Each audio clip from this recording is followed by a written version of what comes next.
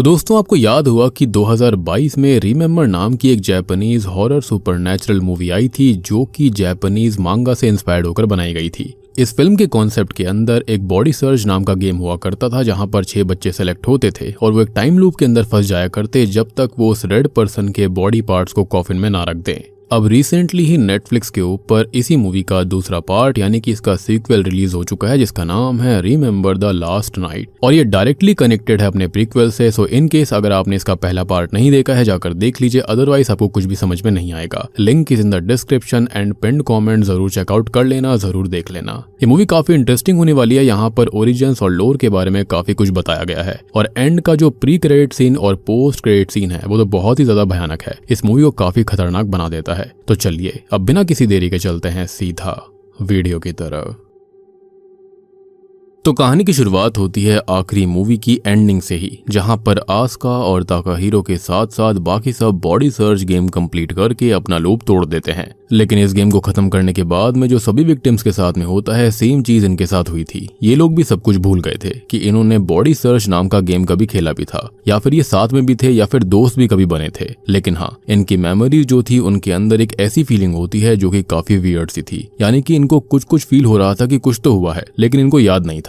लेकिन यहाँ पर कुछ ऐसा हुआ था जिसके चलते ताकाहिरो को कुछ याद आ गया था। अब असल में ताकाहिरो ने आस्का को एक पिन दिया था ताकि जब गेम खत्म हो जाए तो वो एक दूसरे को याद रख सके और इससे वो दोनों एक दूसरे को याद आ जाते हैं। उनको सब कुछ याद आ गया था और शायद यही तो नहीं होना चाहिए था, क्योंकि अब एक नया लूप या फिर एक नई टाइमलाइन बन गई थी जिसके अंदर वो 8 साल की बच्ची जो कि मारी गई थी, जिसकी बॉडी को हमेशा ढूंढना होता था, जिसको सभी रेड पर्सन कहा करते थे, उसका नाम मीको होता है, जो कि अपने घर से गायब हुई थी और फिर वो मारी गई। और आखिरी मूवी की पूरी कहानी में एक न्यूज़पेपर दिखाई देता था जो कि मीको की किलिंग की न्यूज दे रहा था कि वो 8 साल की थी जब वो मारी गई थी और उसको घर पर ही खत्म करा गया। तो अचानक से वो न्यूज़पेपर चेंज हो जाता है और अब मीको की जगह खुद आस्का आ जाती है जो कि 8 साल की उम्र में अम्यूजमेंट पार्क के अंदर मारी गई थी। और यहाँ से एक नया लूप, एक नया रेड पर्सन जो कि आस्का होगी और एक नई टाइमलाइन और एक नया सच सामने आने वाला है। तो कहानी शुरू होती है आस्का और ताकाहिरो से, जो कि बात कर रहे थे कि उनको सब कुछ याद आ गया और बाकियों को भी जल्दी ही सब याद आ जाएगा। लेकिन इन्हीं बातों के बीच में एक हवा चलती है और अचानक से ताकाहिरो की आंखों के सामने ही आस्का हवा में गायब हो जाती है, जिसको देखकर वो शॉक्ड हो जाता है। और आस्का जो होती है वो खुद को एक डार्क रेल्म में पाती है जहां पर उसे एक आवाज सुनाई देती है कि अब उसका बॉडी सर्च शुरू होगा, यानी कि अब वो रेड पर्सन बनने वाली है।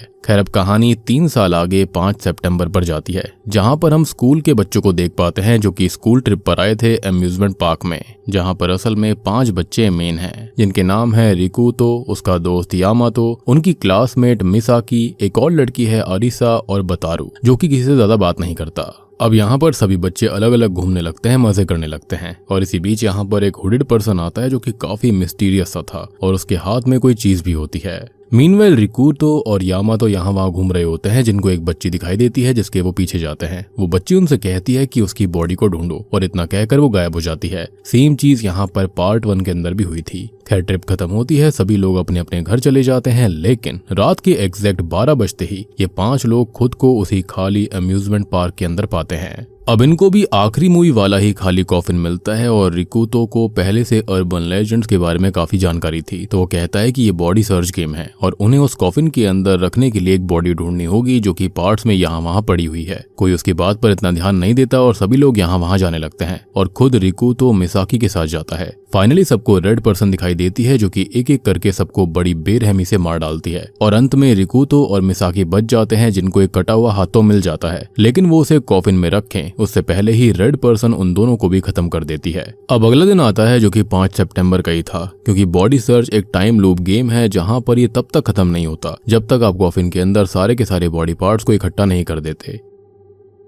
और ये तब तक इसी में फंसे रहेंगे जब तक कि ये लोग ऐसा नहीं करते। अब सभी लोग मिलते हैं और आखिरी रात के बारे में बात करते हैं कि वो बॉडी सर्च गेम में फंस गए हैं और ये लूप चलता रहेगा जब तक बॉडी सर्च खत्म नहीं हो जाता। दूसरी ओर आस्का उस रेल्म के अंदर घूमते हुए एक जगह पर आती है जहां पर उसे कुछ अजीब से सिंबल्स और एक बड़ा सा लाल चमकता पत्थर दिखता है। यहाँ पर उसको एक फीमेल की आवाज भी सुनाई देती है कि ये पत्थर खून का प्यासा है। वो आवाज की तरफ मुड़ती है तो उसे दीवार पर ढेर सारे चेहरे दिखते हैं जिनमें एक लेडी का चेहरा भी होता है जो कि अभी जिंदा थी, जिसको देखकर वो दंग रह जाती है कि आखिरकार ये चीज क्या है। अब वहीं पर फिर से रात के 12 बजते हैं और सब लोग खुद को अम्यूजमेंट पार्क में पाते हैं, जहां पर रिको तो ये कहता है कि उनको ये लूप खत्म करने के लिए कैसे भी बॉडी सर्च को पूरा करना पड़ेगा। अब ये लोग बॉडी सर्च को शुरू तो कर देते हैं, जिसमें यामातो और अरिसा को एक बॉडी पार्ट मिल जाता है, लेकिन अब तक रेड पर्सन आकर उन दोनों को और वतारू को खत्म कर देती है। दूसरी तरफ मिसाकी और रिकोतो को सर मिल गया था, जिसे वो लोग कॉफिन में रखने जाते हैं, लेकिन अब तक उनके सामने वही हुडेड पर्सन आ जाता है, जो कि कोई और नहीं बल्कि ताकाहीरो है, जो कि उनसे बॉडी सर्च को रोकने के लिए कहता है। और ये बात अभी इन लोगों को समझ में नहीं आती। खैर, अब तक रेड पर्सन आकर उन दोनों को भी खत्म कर देती है और ताकाहीरो की तरफ बढ़ने लगती है। और रेड पर्सन असल में कोई और नहीं बल्कि आस्का ही थी, तो वो ताकाहीरो को पहचान जाती है। ऐसा समझो कि यहाँ पर जो आस्का है ना, वो यहाँ पर बाउंड थी ऐसा करने के लिए, और ये पक्का किसी रिचुअल के तहत ही हुआ था। अभी जो मिसाकी होती है उसके अंदर जान बाकी थी, तो वो इन दोनों की बातों को सुनती है। अचानक से उसको कुछ विजन्स आते हैं, जिसके अंदर वो देखती है किसी हैंड जैसे दिखने वाले आइलैंड को, किसी रिचुअल को और उस ब्लड स्टोन को। और उसके खत्म होने के साथ ही ये लूप फिर से रीसेट हो जाता है और अब वो सब बात कर रहे होते हैं कि वो हुडेड पर्सन जो उनको मिला था वो ताकाहीरो है, जिसने बॉडी सर्च पहले पूरा किया था, और उसकी दोस्त असल में 13 साल पहले अम्यूजमेंट पार्क के अंदर ही मारी गई थी। खैर, अब तक खुद ताकाहीरो वहां पर आ जाता है और उनको अपने साथ एक अबैंडन्ड प्लेस पर लेकर जाता है, जो कि उसका हाइड आउट था। यहाँ पर उसने बॉडी सर्च गेम पर काफी ज्यादा रिसर्च करी हुई थी, और वो सबको बताता है कि उसने अपनी दोस्त के साथ 3 साल पहले इस बॉडी सर्च को पूरा किया था। लेकिन जैसे ही वो गेम पूरा हुआ, पास्ट रीराइट हो गया था, क्योंकि यहाँ पर उनकी यादें वापस लौट गई थी, और उसी की वजह से ऐसा हुआ। और उसकी ही आंखों के सामने आस्का गायब हो गई। पूरी दुनिया से उसका एग्जिस्टेंस मिट गया था, यानी कि उसका अस्तित्व मिट गया था। और पास्ट रीराइट होकर सामने आया कि 13 साल पहले आस्का थी जो कि किसी अम्यूजमेंट पार्क के अंदर मारी गई थी, यानी कि किसी कातिल ने उसके साथ ऐसा किया था। पार्ट 1 में आपको याद होगा कि वहां पर कोई दूसरी लड़की थी जिसके साथ ऐसा हुआ था, वो भी घर के अंदर। लेकिन जैसे ही आस्का और ताकाहीरो ने इस गेम को कंप्लीट किया और आस्का और उसकी यादें वापस लौट आई थी, तो आस्का खुद ही इस बॉडी सर्च गेम का वो हिस्सा बन गई जो कि वो कभी बनना नहीं चाहती थी। या फिर और आसान भाषा में कहा जाए तो वो खुद रेड पर्सन बन गई, जिसकी बॉडी को सब इकट्ठा किया करते थे। खैर, अब दूसरी तरफ उसी डार्क रेल्म के अंदर आस्का उस फेस के पास जाती है, तो यहाँ पर उस वॉल पर सिर्फ फेस नहीं बल्कि पूरे के पूरे बॉडी पार्ट्स हैं। अब यहाँ पर हम दोनों ही दुनियाओं की कॉन्वर्सेशन को सुनते हैं। अब एक तो ये लेडी जो कि वॉल के अंदर फंसी हुई थी, वो आस्का को कुछ बताती है, और दूसरी ओर रियल वर्ल्ड के अंदर ताकाहीरो इन सभी लोगों को ये बताता है कि ये असल में कोई गेम नहीं है बल्कि ये एक कर्स है, एक चेन ऑफ कर्स कह सकते हैं, जिसमें ये जगह जहाँ पर अभी आस्का फंसी हुई है उसको लैंड ऑफ द डेड कहा जाता है, जो कि एक जगह से जुड़ा हुआ है, और उस जगह पर बिगिनिंग रिचुअल चल रहा है, जो कि किसी मरी हुई लड़की को वापस लाने के लिए हो रहा है। अब इस ब्लड स्टोन का काम क्या है? तो ये जो ब्लड स्टोन है, इसी को गेम के विक्टिम्स का खून दिया जाता है, और जब वो खून पूरा हो जाएगा तो रिचुअल कंप्लीट होगा। एंड आई बिलीव कि जिसको ये जिंदा करना चाहते हैं वो जिंदा हो जाएगी। अब बात रही गेम के बारे में, तो गेम का क्या होगा? तो आप जानते हो कि यहाँ पर जो भी विक्टिम्स होते हैं वो कैसे सेलेक्ट होते हैं। जो भी अकेला होता है, जिसके अंदर अकेलापन होता है, उसको यहाँ पर सेलेक्ट करा जाता है रेड पर्सन के द्वारा कि मेरी बॉडी को सर्च करो। और एक बार गेम खत्म हो जाए तो पास्ट यहाँ पर रीराइट होता है, जिसके अंदर पास्ट में जिसकी बॉडी सर्च हुई थी उसका पास्ट बिल्कुल ही चेंज हो जाता है, जिससे कि फ्यूचर भी चेंज होता है। और गेम कंप्लीट होने के बाद में जो रेड पर्सन था जिसकी बॉडी सर्च हो रही होती है, वो इस टाइमलाइन के अंदर जिंदा रहता है, और जिसने गेम खत्म किया होगा उनमें से ही कोई नया विक्टिम होगा लास्ट वाले की जगह।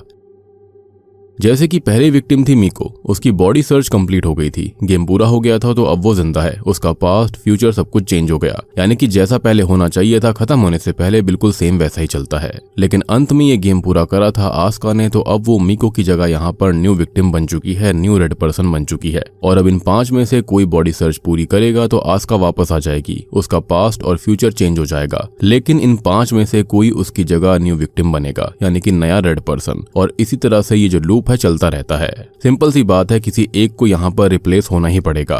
ताकाहीरो ये कहता है कि वो बिना किसी सैक्रिफाइस दिए ही आस्का को वापस लाना चाहता है, और इस कर्स को हमेशा के लिए खत्म करने का इरादा उसका है, और वही तरीका वो ढूंढ रहा है। लेकिन उसको एग्जैक्ट लोकेशन नहीं पता जहाँ से ये कर्स शुरू हुआ था। वो सबको एक किताब दिखाता है जिसके अंदर इस कर्स से जुड़ी हुई काफी जानकारी है। उस किताब में मिसाकी उस हैंड जैसे आइलैंड को देखकर पहचान लेती है, जिसे उसने अपने विजन्स में देखा था। और आपको ये बात भी याद होगी कि आखिरी मूवी के अंदर एक जो कुआं था, उसके अंदर से ऐसे कई सारे हाथ भी दिखाई दिए थे आस्का को, जो कि इसी आइलैंड के बारे में एक हिंट था। और इस आइलैंड का नाम है यूबीकिरी आइलैंड। और यहाँ पर सालों पहले पुलिस को किसी कल्ट के होने के बारे में, रिचुअल के बारे में और एक कटी हुई बॉडी के ट्रेसेस भी मिले थे। खैर अगले ही पल वो लोग उस आइलैंड के लिए निकल पड़ते हैं क्योंकि ये लोग अभी रियल वर्ल्ड में थे। तो बोट से वो वहां तक पहुंचते हैं और रास्ते में रिकू तो ताकाहिरो से ये पूछता है कि बॉडी सर्च के बाद सब लोग सब कुछ भूल जाते हैं तो उसको सब कुछ कैसे याद है। तो वो उस पिन के बारे में बताता है जिससे उसे और आस्का को सब याद आया था और यही बात शायद से उसको नहीं बतानी चाहिए थी क्योंकि यहाँ पर ये लोग भी फिर सेम अटेम्प्ट कर सकते हैं जिसके चलते यहाँ पर चीजें बिगड़ सकती थी। अब ये लोग आइलैंड पर आते हैं और ये जगह सेम वही जगह है जहाँ पर दूसरे रेल्म के अंदर आस्का फंसी हुई है, बस यहाँ पर वो पत्थर और वो वॉल नहीं थी। अब इस डेड रेल्म के अंदर आस्का को वो फेस ये बताती है कि इस कर्ज को खत्म करने के लिए उसे उस ब्लड स्टोन को तोड़ना होगा जिसके अंदर ब्लड भरा जा रहा है और वो पूरा भरने पर रिचुअल कंप्लीट हो जाएगा। लेकिन ब्लड स्टोन को तोड़ना भी आसान नहीं है क्योंकि वो खुद को प्रोटेक्ट भी करता है, तो वो शापित खून से आस्का को भी पत्थर बना सकता है। अब आस्का उस पत्थर को टच करती है तो रियल वर्ल्ड के अंदर वो पत्थर और आस्का कुछ समय के लिए ताकाहिरो को दिखाई देने लगती है और वो उसे कर्ज खत्म करने के बारे में बताती है। लेकिन ताकाहिरो को उसकी बॉडी ढूंढनी होगी और इतना कहकर वो गायब हो जाती है। यानी कि ताकाहिरो के मन में अब एक उम्मीद जाग उठी थी कि हाँ वो यहाँ पर आस्का को बचा सकता है।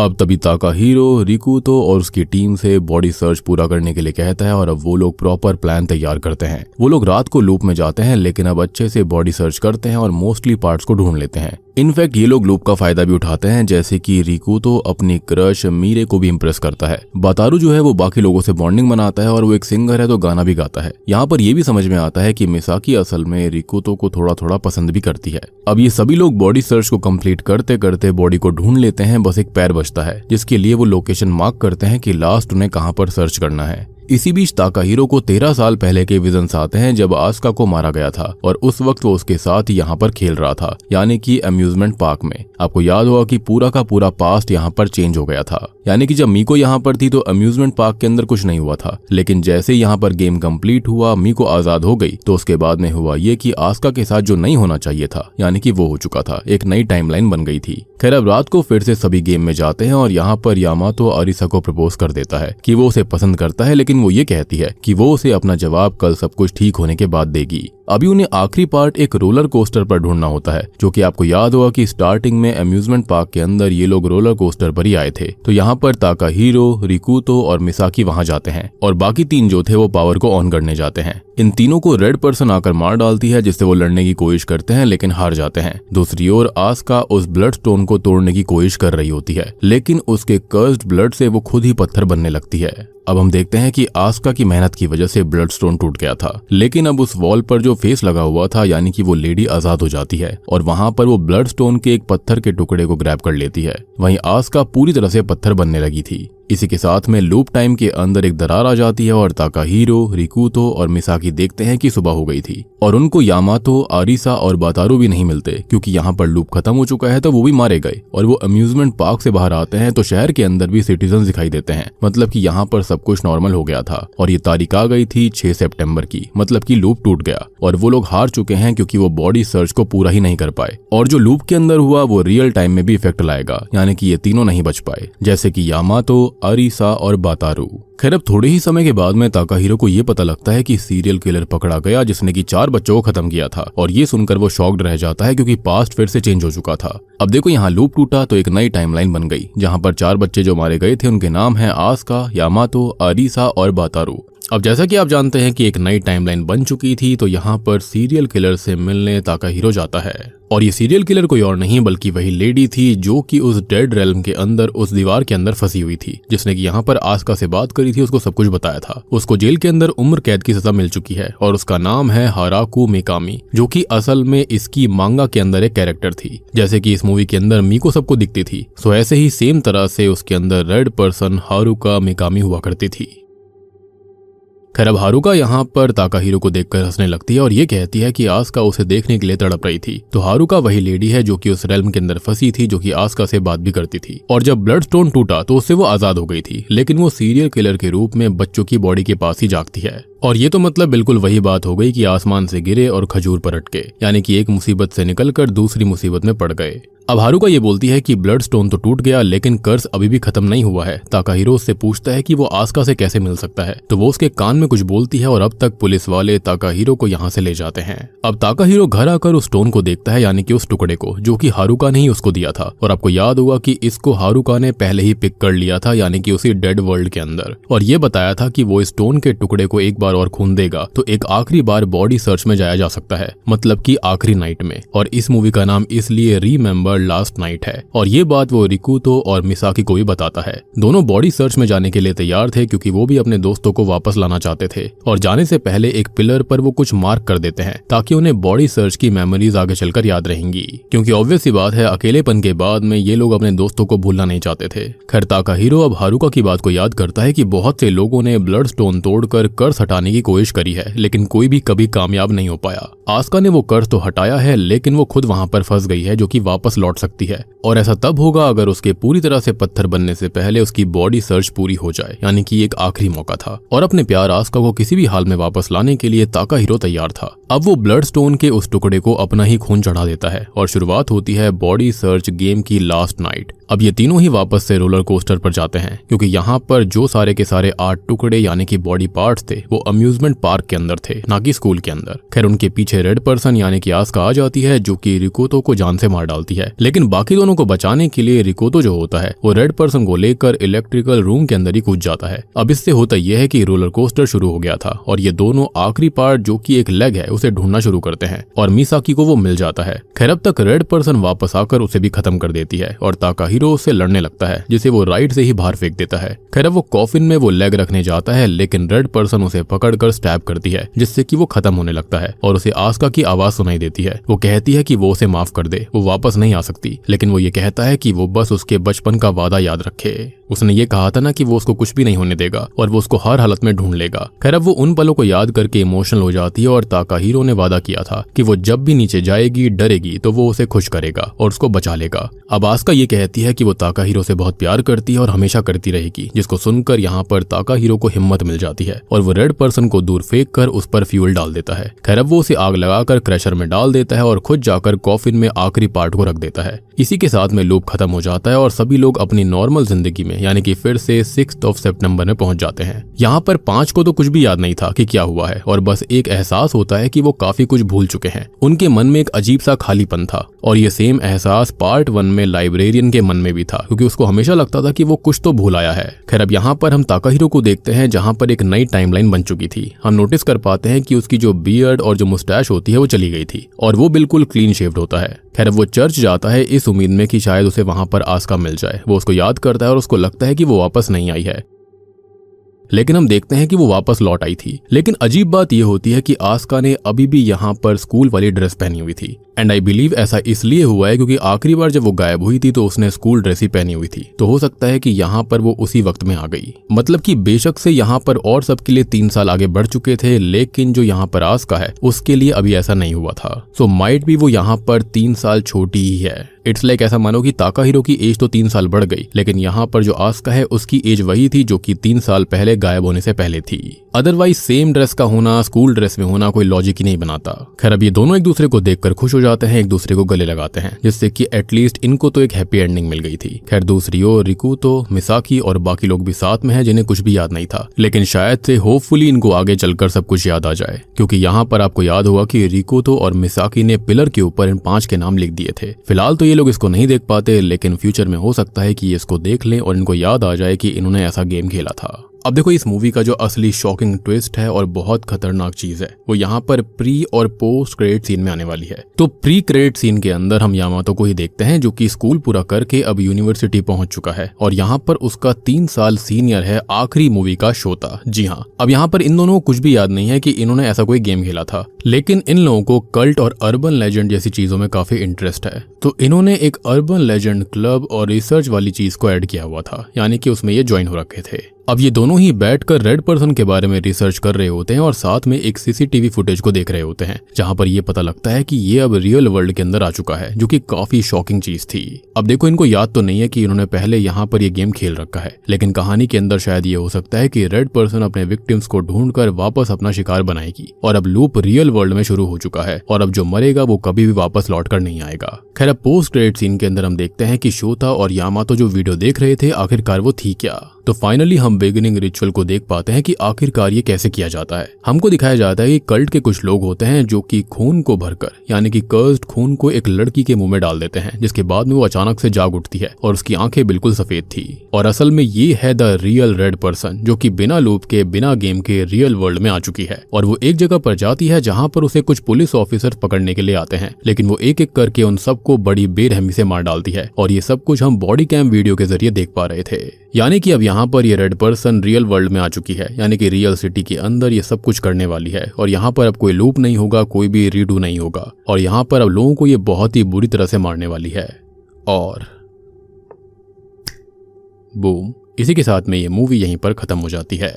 तो दोस्तों, ये थी remember the last night film की कहानी। उम्मीद करता हूँ कि आपको रिमेंबर का सीक्वल अच्छा लगा होगा। अब देखो, यहाँ पर आपको कुछ चीजें वियर्ड लग रही होंगी, समझ में नहीं आई होंगी, तो यहाँ पर हमें मांगा को थोड़ा बहुत देखना पड़ेगा, जिसके चलते हमको समझ में आएगा कि आखिरकार यहाँ पर हो क्या रहा था। अब देखो, यहाँ पर मांगा की कहानी थोड़ी सी अलग है और मूवी की थोड़ी अलग है। मूवी के अंदर आस्का और ताकाहीरो ने गेम खत्म कर दिया था और उनको सब कुछ याद आ गया था। मूवी के हिसाब से गेम खत्म करने वाले ग्रुप से कोई नेक्स्ट रेड पर्सन बनता है और पास्ट जो है वो रीराइट हो सकता है, और जो पहले रेड पर्सन था वो इससे आजाद हो जाता है और वापस अपनी जिंदगी में चला जाता है। जैसे कि मीको यहाँ पर थी, उसकी जिंदगी वापस से नॉर्मल हो गई, यानी कि वो कभी मारी ही नहीं गई थी। अब देखो, मांगा के हिसाब से होता यह है कि 6 लोग बॉडी सर्च पूरा करते हैं, लेकिन उन 6 को कहा जाता है कि वो एक को चूज करें जो कि नेक्स्ट पर्सन बनेगा, यानी कि नेक्स्ट रेड पर्सन। और मांगा में हारुका के दोस्त उसे चूज करते हैं तो वो रेड पर्सन होती है। और अब आपको हारुका के बारे में समझ में आया होगा कि आखिरकार वो वॉल के अंदर क्यों थी, क्योंकि यहाँ पर ये लोग मांगा का रेफरेंस हमको दे रहे थे।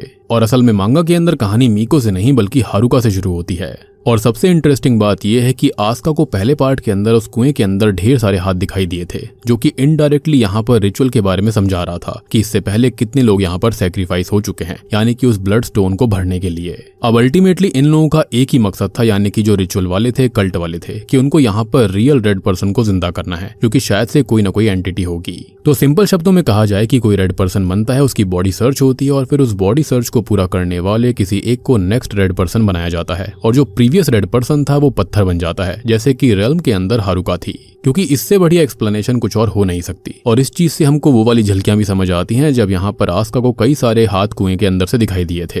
वो पक्का वही सारे विक्टिम्स होंगे जो कि पहले यहाँ पर रेड पर्सन बने होंगे और पत्थर बन चुके होंगे। और मुझे ऐसा लगता है यहाँ पर खाली 6 बच्चों के साथ ऐसा नहीं हुआ होगा, इससे पहले भी कई सारे बच्चों को मीको ने या फिर इस एंटिटी ने अपना शिकार बनाया होगा। लेकिन बस बात यही थी कि उनको कुछ याद नहीं आया था सिवाय उस लाइब्रेरियन के, वो भी जब इन बच्चों ने उसको कुछ कुछ याद दिलाया। और कहीं ऐसा तो नहीं है कि जो हारुका थी वो उसी के ग्रुप से हुआ करती थी, और तभी शायद से उस लाइब्रेरियन के मन में हमेशा से एक खालीपन रहा करता था, जो कि शायद से हारुका के लिए हो सकता है। देखो, ओरिजिनली मुझे ऐसा लगता है कि जो मीको यानी कि रेड पर्सन बनी थी, उसके बाद में ऐसा होना चाहिए था कि यहाँ पर लूप पूरे हो जाते और सिंपली इन सबकी याददाश्त मिट जाती, जिसके चलते जो पत्थर था उसको हमेशा नए नए विक्टिम मिलते रहते। लेकिन जब यहाँ पर आस्का को सब कुछ याद आ गया तो गेम को खुद को ही करेक्ट करना पड़ा, ऑल्टर करना पड़ा, ताकि सारी चीजें बाहर ना आ पाए। तो इस कर्स ने मीको को तो आजाद कर दिया था, लेकिन उसके बाद में यहाँ पर जो आस्का थी वो रेड पर्सन बन गई थी, क्योंकि अल्टीमेटली उसे कुछ भी याद नहीं रहना चाहिए था, और इसलिए ताकाहीरो जो था वो भी इसके अंदर लपेटे में आ गया। अब बात करते हैं इस मूवी के पोस्ट क्रेडिट सीन के बारे में कि आखिरकार जो लौट कर आई है वो है कौन। तो असल में वही रियल रेड पर्सन या फिर एंटिटी है जो कि आ गई है। वो कौन है इसके बारे में किसी को कोई भी आइडिया नहीं है। तो मूवी के अंदर ये कौन है कहा नहीं जा सकता, इसका ओरिजिन अलग होगा। लेकिन मांगा की कहानी के हिसाब से रेड पर्सन की स्टोरी है, जिसके अंदर मिकी नाम की एक वेल्दी लड़की थी जिसकी एक ट्विन बहन थी जिसका नाम था मीको।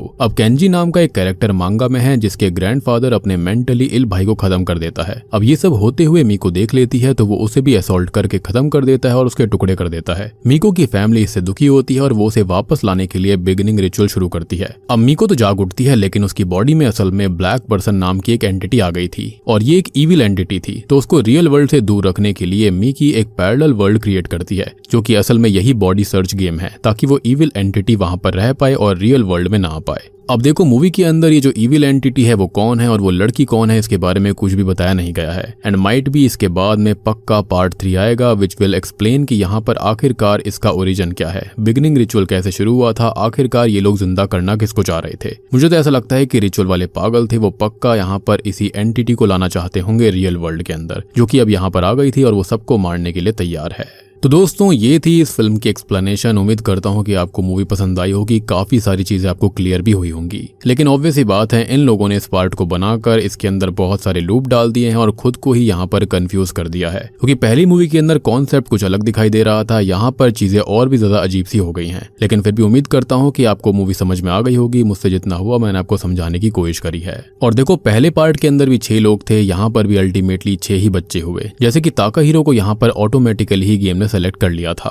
एक और इंटरेस्टिंग डिटेल ये है कि जैसे कहानी यहाँ पर 3 साल आगे बढ़ी है, तो यहाँ पर महीने भी 3 आगे बढ़ गए। जैसे कि पार्ट 1 के अंदर जुलाई 5 से चीजें स्टार्ट हुई थी, फिर जुलाई बीत गया, अगस्त बीत गया, फिर सितंबर आ गया। तो यहाँ पर 3 का भी काफी ज्यादा रेफरेंस है। होपफुली अगले पार्ट के अंदर रियल वर्ल्ड की रेड पर्सन एंटिटी से लड़ने के लिए ये दोनों ग्रुप वापस से आएंगे, या फिर पिछले जितने ग्रुप रहे होंगे वो सारे वापस आ सकते हैं, जो कि इस रियल रेड पर्सन को रोक पाएंगे। तो उम्मीद करता हूँ कि आपको मूवी पसंद आई होगी, समझ में आ गई होगी। समझ में आ गई तो वीडियो को लाइक कर दीजिए। और रिसेंटली मैंने सिजिन 8 टर्किश हॉरर फिल्म को एक्सप्लेन किया, इनकेस आपने मिस कर दिया है जाकर देख लीजिए, उसका लिंक आपको नीचे डिस्क्रिप्शन पिन कमेंट में मिल जाएगा। तो मैं आप सबको मिलता हूँ अगली वीडियो के साथ में, तब तक के लिए